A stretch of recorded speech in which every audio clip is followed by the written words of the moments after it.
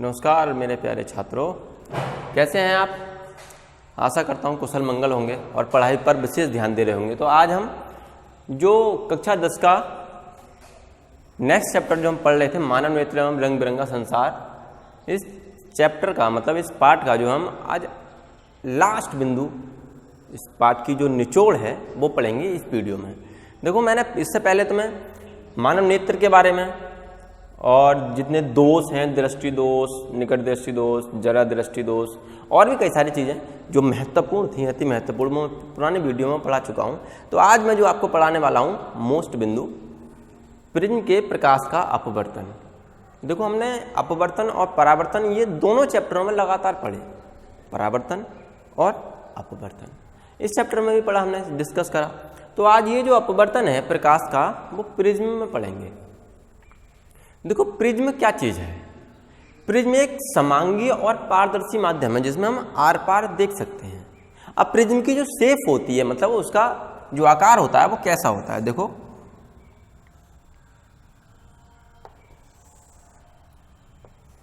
ये प्रिज्म बना रहा हूं मैं। ये तुम किसी कोने से देखना, इसको त्रिभुजाकार ही दिखेगा तुम्हें।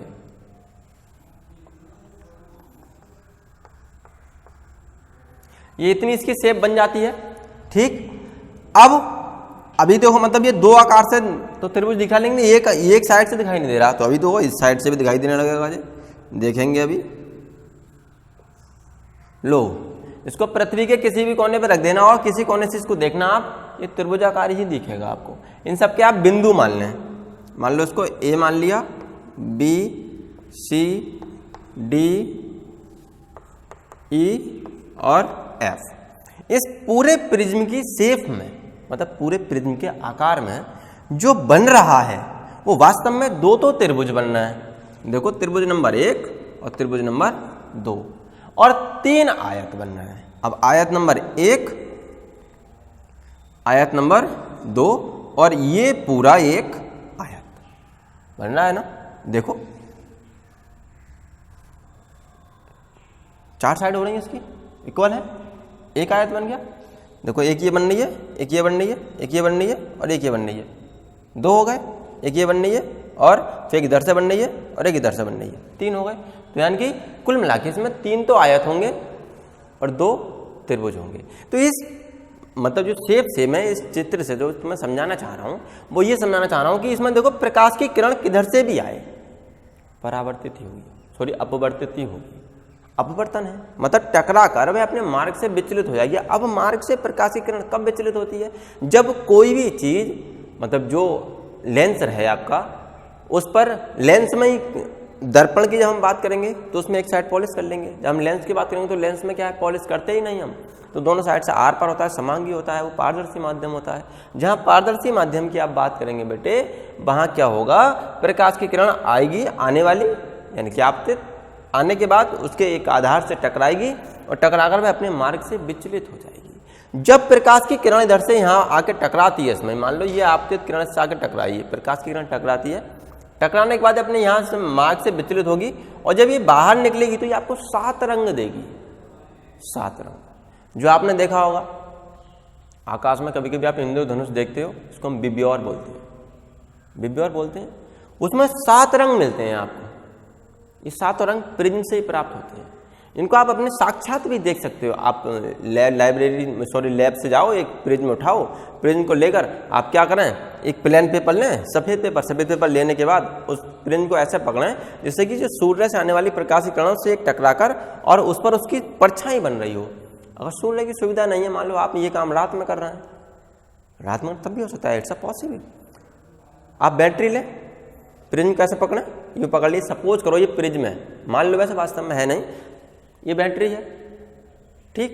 आपने यहाँ सामने एक सफेद पेपर रख रखा है, या सामने एक बड़ा सा पर्दा लगा रखा है सफेद, जिसमें हम पिक्चर देखते हैं। पिक्चर हॉल में कभी गए हो?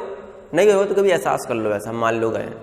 तो आप इधर से टॉर्च मारेंगे, टॉर्च की जो बैटरी का जो फोकस हो, मतलब बैटरी का जो फोकस रहेगा वो इस पर प्रिज्म पर पड़ेगा। अब बहुत सारी प्रकाश की किरणें इस पर जाएंगी और एक बिंदु में होकर वे बाहर निकलेंगी। जब वे बाहर निकलेंगी तो 7 रंग देंगी पर्दे पर। यही इसका काम है। अब इसमें एक फॉर्मूला भी होता है जो पहले तो हमारे लिए सिद्ध करना भी होता था, लेकिन अब एनसीईआरटी सिलेबस में तो सिद्ध करने का सिस्टम खत्म कर दिया, सिद्ध उसमें कुछ नहीं करना आपको। देखो आपने स्नेल का नियम पढ़ा था, ऐसे पढ़ा था, sine I upon sine R equal constant, नियतांक, ये पढ़ा था। तो इस स्नेल के नियम के अनुसार ही आपने इसमें एक फॉर्मूला पढ़ना है, जो फॉर्मूला आपका रहता है n equal sine a plus delta m upon 2 sine a/2। अब इसमें इतने शब्द जो लिख रहे हैं, ये सारे के सारे शब्दों को मैं भी बताता हूं आपको। देखो ये साइन, देखो साइन और कॉस, टेन, सेक, कोसेक, कॉट, ये 6 शब्द हैं। इनका कहाँ कहाँ यूज करते हो तो मैथ पढ़ते हो तो देखते हो, लेकिन मेरी फिजिक्स में तो मोस्टली इन 3 शब्दों का ही होता है, साइन का, कॉस का और टेन का। टेन वहां करोगे जहां ऊर्ध्वाधर और क्षैतिज दोनों के बीच में कार्य कर रहे हैं आप।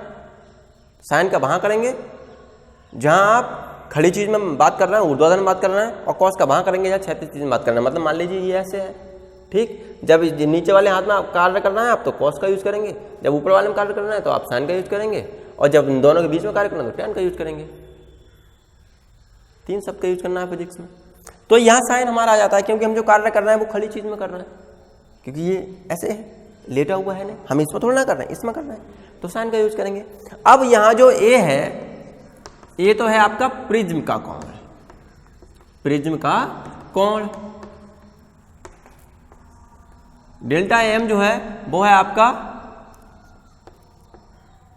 अल्पतम विचलन कोण है, ठीक। 2 ही शब्द दे रखे हैं इसमें। अब यहां बात मैं बता दूं आपको बेटे, ये जो 2 शब्द होते हैं, एक तो अल्पतम यानी कि एक तो मिनिमम और एक मैक्सिमम।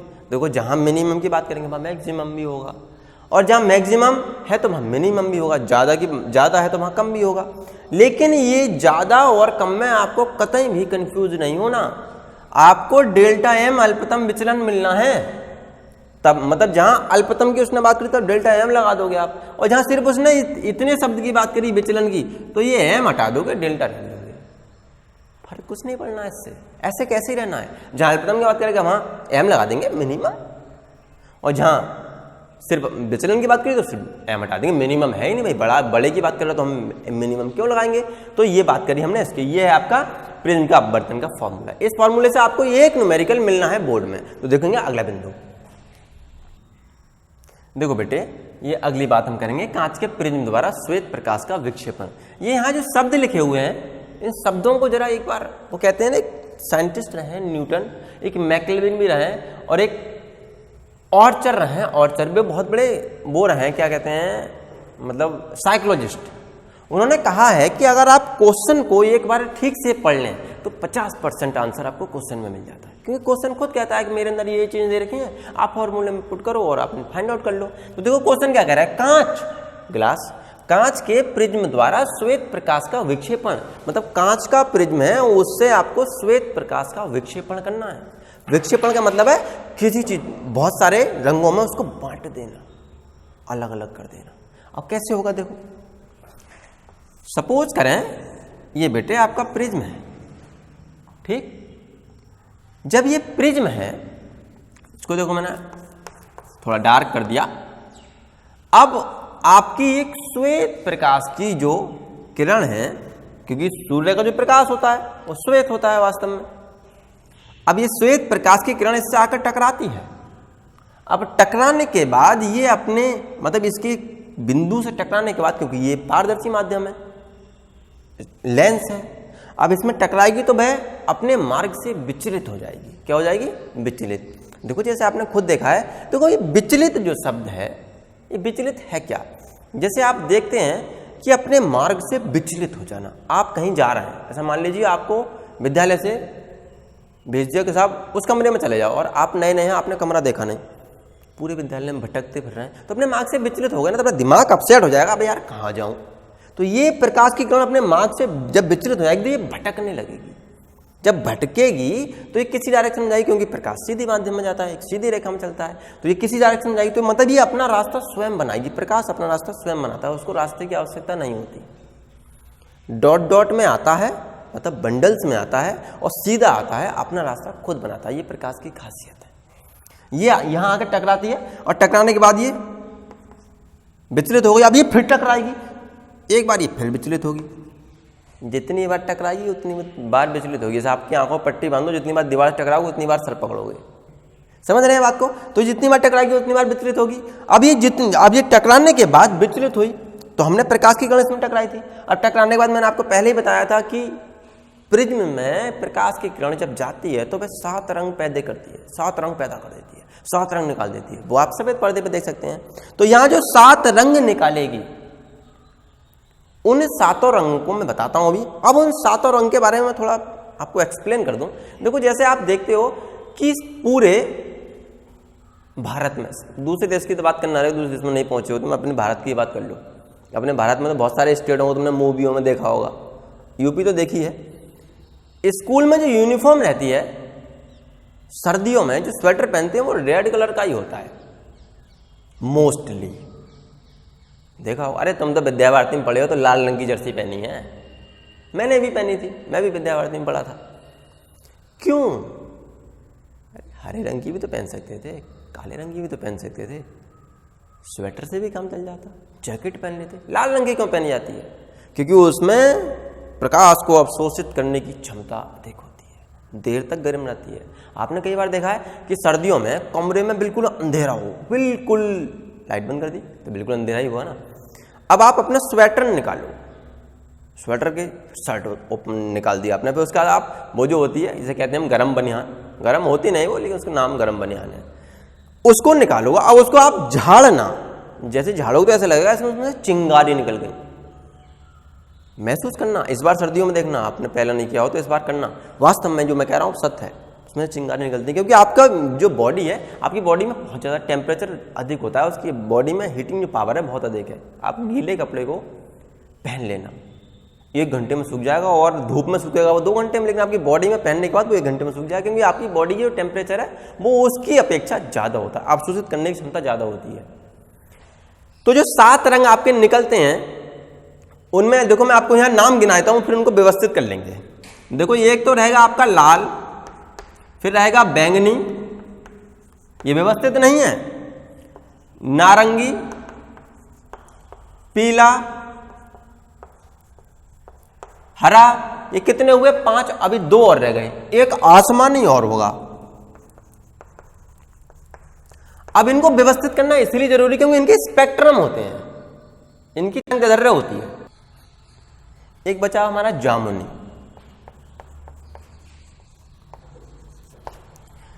ये जो कलर हैं आपके, ये व्यवस्थित नहीं है, पर कलर इतने ही होते हैं।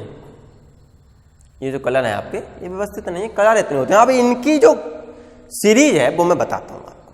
देखो, इन सभी कलरों में स्पेक्ट्रम होते हैं, एक में सबसे कम होते हैं, एक में सबसे अधिक होते हैं। अब ये स्पेक्ट्रम होते हैं वो उनकी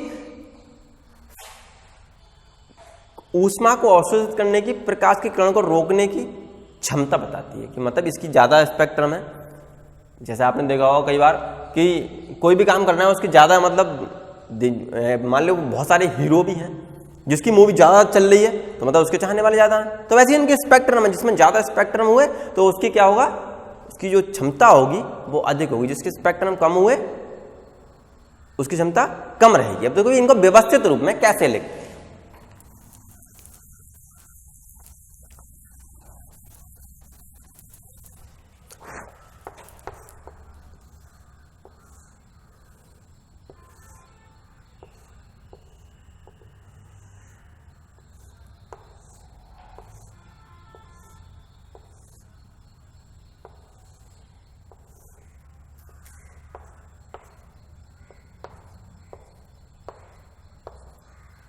एक शब्द होता है हमारा विब्योर, विब्योर, इससे आपको पूरी की पूरी स्पेलिंग याद हो जाएंगी। विब्योर में जो स्पेलिंग सीरीज है उसमें पूरे 7 वर्ड है, और 7 वर्डों से आपके 7 कलर प्राप्त होना है। मैं पहले हिंदी में लिख रहा हूं, फिर उसकी इंग्लिश लिख दूंगा मैं।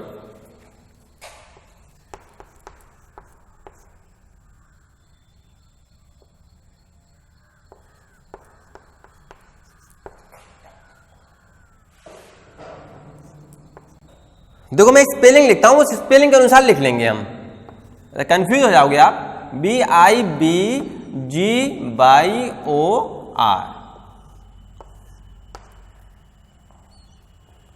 यहां जो शब्द पूरे आ रहे हैं उनसे ही पूरा बन जाएगा। देखो यह है आपका वायलेट, जिसे हम बोलते हैं बैंगनी, उसी के अनुसार हम व्यवस्थित कर लेंगे। यहां ये आपका इंडिगो, ये है आपका जामुनी, ये आपका ब्लू, ये है आपका नीला, ये ग्रीन, ये है आपका हरा, ये येलो, ये है आपका पीला, ये ऑरेंज, ये है आपका नारंगी, और ये रेड। रेड से तो दुनिया ही जानती होगी लाल होता है। अब मैं जो लिख रहा था वो सीधे क्रम में लिख रहा था, जबकि वास्तव में जो लिखने हैं पहले हमें उल्टे क्रम में लिखा, तब इनको कन्वर्ट करना है। क्योंकि मैं जो लिख रहा था वो बढ़ते हुए, मतलब बिल्कुल लास्ट पहुंच गया, तो जो सबसे हाईएस्ट एंगस्ट्रॉम था वो लिखा था मैंने, लेकिन पहले छोटे से लिख लें, बढ़ते हुए में फिर घुमा लेंगे। तो देखो सबसे पहले क्या आया हमारा B, फिर क्या आया I, फिर क्या आया B, फिर क्या आया G, फिर क्या आया Y, और फिर O, 1 2 3 4 5 6, और फिर बचा हमारा R। सबकी पता है हमें। B से क्या है आपका बैंगनी, I से क्या है हमारा जामुनी, और B से क्या है फिर हमारा नीला, और फिर G से क्या है हमारा हरा, और फिर Y से क्या है हमारा पीला, फिर O से क्या है हमारा नारंगी, और फिर R से क्या है हमारा लाल। अब सबसे कम जो एंगस्ट्राम होते हैं, सबसे कम जो एंगस्ट्राम की क्षमता होती है, पावर होती है, वो होती है बैंगनी की, और सबसे अधिक जो होती है वो होती है लाल की। इसलिए इसको जो हम लिखते हैं वो इस तरीके से लिखते हैं, R is greater than O is greater than Y is greater than G is greater than B is greater than I और is greater than B। ऐसे घुमा लेते हैं क्योंकि सबसे बड़ा है, उल्टा घुमा लेंगे। ये हमारे 7 कलर वर्ण विक्षेपण में निकलते हैं। मतलब जब सूर्य का श्वेत प्रकाश किसी प्रिज्म से टकराता है तो वह आपको 7 रंग देता है, इसी को हम विक्षेपण कहते हैं, इसी को हम विक्षेपण कहते हैं। यही है आपका कांच के प्रिज्म द्वारा श्वेत प्रकाश का विक्षेपण। देखो ये शब्द लिखा हुआ है प्रकाश का प्रकीर्ण, मतलब इस वायुमंडल में बहुत सारे कण हैं, धूल के कण, धुएं के कण, पानी की बूंदें, ओस की बूंदें, इन सारी बूंदों को, सारे कणों को आपतित प्रकाश के द्वारा चारों दिशाओं में फैलाना प्रकीर्णन कहलाता है। मतलब वायुमंडल में उपस्थित कणों को विस्तृत करके चारों दिशाओं में फैलाने की घटना को प्रकाश का प्रकीर्णन कहते हैं। अब प्रकाश के प्रकीर्णन से आप समझते क्या हो, इसमें एक टिंडल प्रभाव होता है। टिंडल प्रभाव, टिंडल प्रभाव में क्या है, मतलब जो कोलाइडी कण है, कोलाइडी कणों को प्रकाश द्वारा प्रकीर्णन की जो घटना होती है, मतलब कोलाइडी कणों की प्रकाश द्वारा जो प्रकीर्णन होता है उसकी घटना को ही टिंडल प्रभाव कहते हैं, टिंडल इफेक्ट कहते हैं। मतलब इस पूरे वायुमंडल में जो टिंडल, जो मतलब छोटे छोटे कोलाइडी कण हैं, उन कोलाइडी कणों को प्रकाश के प्रकीर्णन द्वारा अवशोषित कर लेना, प्रकीर्णित कर देना, प्रसारित कर देना की घटना को ही हम टिंडल प्रभाव कहते हैं। अब इस टिंडल प्रभाव में प्रकाश के प्रकीर्णन से हम समझते क्या है, जैसे हमने आपने देखा है कि स्वच्छ आकाश का जो रंग है वो वास्तव में नीला दिखाई देता है हमें, स्वच्छ का, लेकिन वास्तव में आकाश है कैसा, काला। क्यों नीला दिखाई देता है हमारे लिए? क्या होता है, देखो जैसे सूर्य निकले, सूर्य से आने वाली कुछ प्रकाश की किरणें होती हैं, जमीन से उड़ने वाले कुछ धूल मिट्टी के कण होते हैं, वो सब ऊपर जाते हैं, कुछ वायुमंडल को, पूरे एरिया को गंदा करते हैं।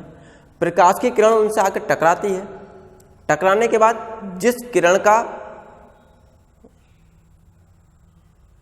जो स्पेक्ट्रम है वो अधिक होगा, वो उसको अवशोषित कर लेगी। अवशोषित करने के बाद सबसे कम बैंगनी कलर जो है, सबसे कम जो बैंगनी कलर है उसमें कन्वर्ट होकर या रेड कलर में कन्वर्ट होकर अपने कलर को, अपने रूप को, अपने रंग को कन्वर्ट कर देगी। जो कन्वर्ट करने की जो वो है आपका, कन्वर्ट करने का जो तरीका है वही आपका प्रकिरण है, स्केड लाइट है। और उस प्रकिरण को ही, उस प्रकिरण के कारण ही, उस प्रकिरण के अनुसार ही आपको प्रकाश का रंग, आकाश का रंग नीला दिखाई देता है। सूर्य सुबह को जब निकलता है तब आप उसको देख पाते हैं, जब वो छुपता है तब आप उसको देख पाते हैं, लेकिन मिड आ डे, बीचा बीच दिन में आप उसको नहीं देख पाते, क्योंकि उसकी प्रकाश की जो किरण है वो 90 डिग्री पर कार्य करती हैं। और उनकी जो जब 90 डिग्री कार्य करती हैं तो मतलब वो हमारे नज़दीक होती हैं। जब वो सुबह को निकलता है तो 180 पर कार्य करता है, तो वो हमसे दूर होती हैं, तो हम उनको देख पाते हैं। जब वो लास्ट में छुप जाता है तभी वो 180 पे होता है, तभी हम उसको देख पाते हैं, क्योंकि हमसे दूर होती हैं। और जब बीच में होता है 12 बजे तो वो हमारे नज़दीक होती है, इसलिए हम उसको देख नहीं पाते। और सुबह को निकलते वक्त भी वह लाल दिखाई देता है और छुपते वक्त भी लाल दिखाई देता है। ये सब कारण जो है वो प्रकिरण के कारण ही होते हैं। तो इस वीडियो में मैंने आपको प्रकिरण जो बता दिया, प्रिज्म के बारे में बता दिया। इस चैप्टर का समापन हो गया और इस चैप्टर की जो पीडीएफ है उसमें जो एनसीईआरटी के क्वेश्चन है और जो अन्य कोई क्वेश्चन बचा है वो पीडीएफ के माध्यम से मैं आपको पहुंचा दूंगा, तो आप इस वीडियो को अवश्य देखें। आज के लिए इतना ही। Thank you very much.